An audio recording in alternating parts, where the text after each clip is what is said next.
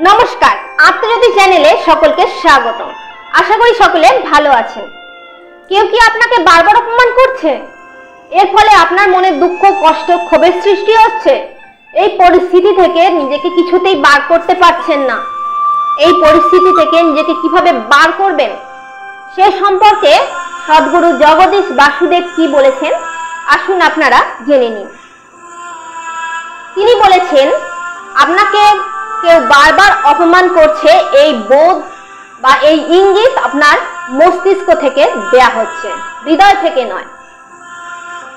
কেউ আপনাকে বারবার অপমান করছে, এ বিষয়ে আপনি কি করবেন সে বিষয়ে তিনি বলেছেন, পৃথিবীতে অনেক ভালো মন্দ ঘটনা ঘটবে, কিন্তু কোনটিকে আপনাকে উপেক্ষা করতে হবে তা আপনাকেই ঠিক করতে হবে। এরকম পরিস্থিতিতে আপনাকে যতটা সম্ভব নিজেকে শান্ত রাখতে হবে এবং পরিস্থিতিকে বিবেচনা করতে হবে। যদি কেউ ইচ্ছাকৃতভাবে আপনাকে অপমান করে তবে তার সঙ্গে কথা বলা বা আপনার সীমা নির্ধারণ করতে হবে। কিন্তু আপনি যদি মনে করেন এটি সম্পূর্ণ ভুল বোঝাবুঝি, তাহলে আপনি ক্ষমা করার চেষ্টা করতে পারেন। 2 নম্বর, নিজেকে আঘাতের হাত থেকে রক্ষা করার জন্য আপনার উচিত নিজের শক্তিকে চেনা এবং ব্যবহার করা। আপনার উচিত এমন পরিস্থিতিতে নিজেকে দুর্বল না দেখানো এবং আপনার নিজের প্রতি বিশ্বাস রাখা এবং নিজের মানসিক শক্তিকে আরো বাড়িয়ে তোলা। তিনি বলেন, আমরা যদি আমাদের অহংকার এবং আসক্তিকে নিয়ন্ত্রণ করতে পারি তাহলে আমরা আমাদের আত্মাকে ভালোভাবে অনুভব করব। আত্মাই হলো সেই সত্তা যা সর্বব্যাপী এবং অসীম।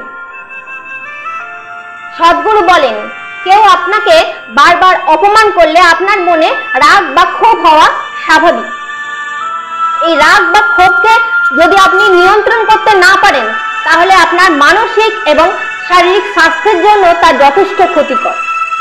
এই রাগ বা ক্ষোভকে আপনি কিভাবে নিয়ন্ত্রণ করবেন সে বিষয়ে তিনি কয়েকটি পন্থার কথা বলেছেন।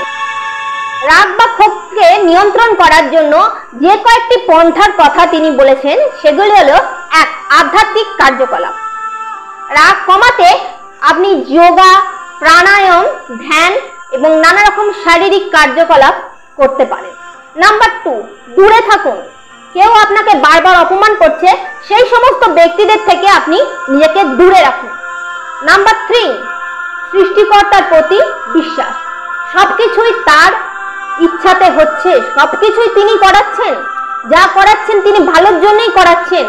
এই বিশ্বাস যদি আপনি রাখতে পারেন ঈশ্বরের প্রতি, তাহলেও এই রাগ বা ক্ষোভ আপনার মনে তৈরি হবে না।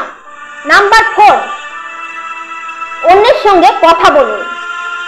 আপনি আপনার এই সমস্যাগুলি আপনার পরিবার, বন্ধু বা অন্য কোনো শুভাকাঙ্ক্ষী, যারা আপনার শুভাকাঙ্ক্ষী তাদের সঙ্গে এই বিষয়ে আলোচনা করুন। তারা আপনাকে অবশ্যই শুভ পরামর্শ দেবে এবং এই অবস্থা থেকে বেরিয়ে আসার পথ দেখাবে।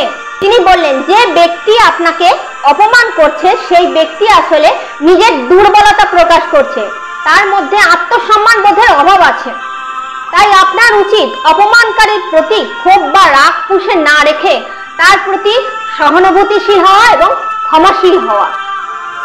তাহলে বুঝতেই পারলেন, সদ্গুরুর এই উপদেশগুলি যদি আপনারা নিজেদের জীবনে পালন করতে পারেন তাহলে আপনাদের মনে রাগ বা ক্ষোভ সৃষ্টি হবেই না, এবং হলেও এই অবস্থা থেকে আপনারা সহজেই বেরিয়ে আসতে পারবেন।